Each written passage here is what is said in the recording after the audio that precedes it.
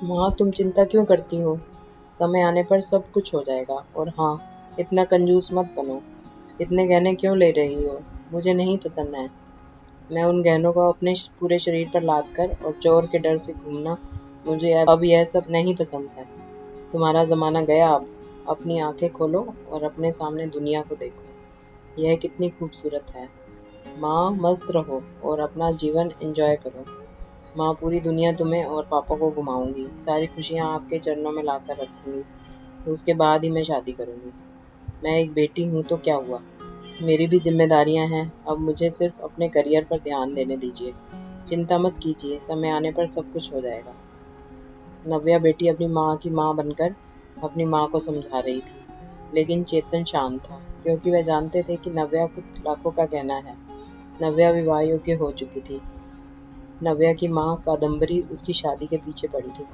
आखिर वह माँ थी ना। आसपास के रिश्तेदार थे ही जोर देने के लिए। लेकिन नव्या अपने पैरों पर खड़ा होना चाहती थी, इसलिए वह शादी के बारे में नहीं सोच रही थी। इसलिए इस फालतू की चर्चा में उसे कोई दिलचस्पी नहीं थी। कादम्बरी सिर्फ एक वाक्य कहती थी, पढ़ाई करना तो तुम शादी के बाद भी सीख सकती हो ना। हमारी चिंता करना कम करो।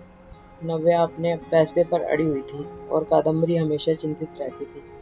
आसपास की लड़कियां शादी करके गृहस्थी संभाल रही थी। 8 दिन पहले नव्या की सहेली की शादी हुई। वह धूमधाम से हुई शादी में उसके शरीर पर 1 किलो सोना पहनाया गया होगा। उसे हर रस्मों में एक गहना उसकी माँ अपनी बेटी के शरीर पर चढ़ा रही थी। दिखावा बहुत था शादी में।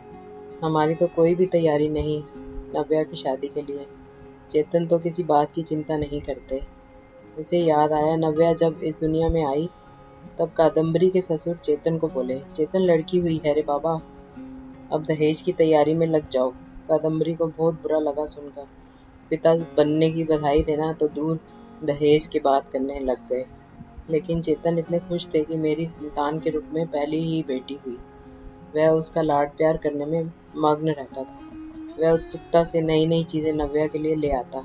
मूल रूप से नव्या बहुत बुद्धिमान और तेज तर्रार थी। वह उत्सुकता से नई नई चीजें सीखने के लिए इच्छुक थी। नव्या धीरे धीरे अच्छे संस्कारों में बढ़ती जा रही थी। शिक्षा के क्षेत्र में वह हमेशा अव्वल रही। नव्या ने मेरिट को कभी नहीं छोड़ा।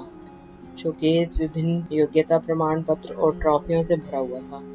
चेतन बोलता था बस नव्या का सपना साकार करना है, इसलिए फिर उसकी शादी के लिए बचत वगैरह वह करता नहीं था। चेतन कादम्बरी को कहता था कि उसकी शानदार सफलता ही उसका सबसे कीमती गहना है। सब कुछ अच्छा होगा, चिंता मत करो। पर कादम्बरी की एक ही रट लगाती, थोड़े पैसे बचाने चाहिए, लड़की की शादी करनी है तो फिर 4 गहने तो देने पड़ेंगे नव्या को।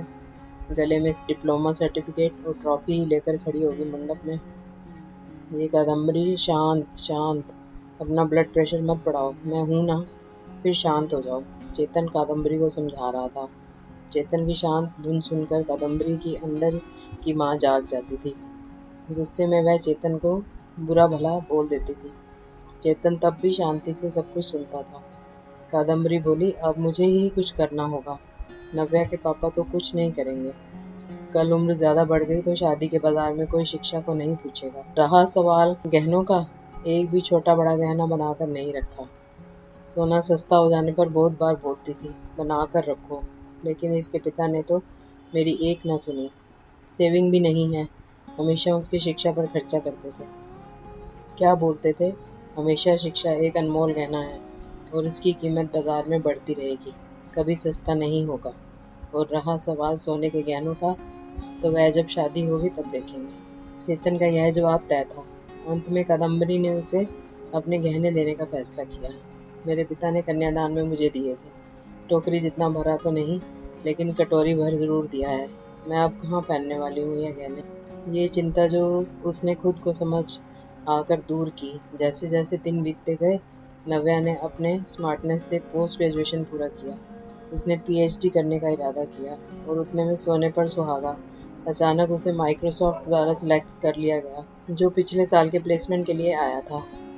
एक बड़ा पैकेज उसके हाथ में रखा गया और गुड पोस्ट द्वारा और कई सुविधाओं पोस्टिंग के साथ अमेरिका में पेश किया गया। चारों उंगलियां घी में और साथ में पीएचडी कर सकती थी, क्योंकि कंपनी ने उसे बोनस दिया था। नव्या अपॉइंटमेंट लेटर लेकर भागकर घर पर आई। जब तक दरवाज़ा नहीं खुला तब तक नव्या ने डोर बेल से अपना हाथ नहीं हटाया। दरवाज़ा खुलते ही उसने अपनी माँ को गले से लगा लिया। माँ, अब लग जाओ शादी की तैयारी में। पापा, आप बस मदद करना। हाँ, यूएस जाना होगा ना मुझे। और अपॉइंटमेंट लेटर नव्या ने पापा के हाथ में रख दिया। चेतन ने वह लेटर जोर से पढ़ा। बाप रे नव्या, सच में यह अनमोल गहना अब शादी के बाजार में चमक उठेगा। ऐसा बोलकर कादम्बरी भगवान के सामने शक्कर रखी। कोटि कोटि धन्यवाद आपका भगवान जी।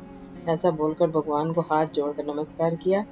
अब यह बड़ा गहना और अन्य छोटे बड़े सर्टिफिकेट के आभूषण नव्या के व्यक्तित्व पर अवश्य ही अच्छे लगेंगे। कादम्बरी, फिर बताओ, सोना लेने कब जाना है? चेतन ने उसे टोंट मारा। इसमें कोई संदेह नहीं है कि उसकी शादी में उसके गुणों के आधार पर अर्जित अमूल्य गहना निश्चित रूप से उसके सौंदर्य बढ़ाएगा चेतन जी। और वह मेघावी पदक और बड़ी बड़ी ट्रॉफी या अन्य पद्म आभूषण दुल्हन की शोभा और बढ़ाएंगे। यह हीरा हमारे मानस के जीवन में बिल्कुल फिट बैठता है। चलेगा ना आपको? दरवाजे पर शर्मा फैमिली खड़ी थी। अच्छा रिश्ता नव्या के लिए चल कर आया था। उनका मानस भी एक अनमोल रत्न था, सुंदर, सफल, प्रसिद्ध। अगर एक असली मोती को अपनी असली गुणवत्ता और तेज बनाए रखना है तो संदूक में बंद रहकर समुद्र के तल में चुप कर रहना पड़ता है, तभी मोती की कीमत बढ़ती है। आया क्या समझ में चेतन जी? शर्मा जी ने चेतन की तरफ देखकर मानस की तरफ देखा। कादम्बरी अंदर खुद को चिकोटी काट रही थी और सोच रही थी कि आखिर कौन से गहने का तराजू भारी है। आखिर शिक्षा एक अनमोल गहना है, उसे चोर से डर नहीं लगता है और उसे पहनने और तिजोरी में बंद करने की आवश्यकता नहीं।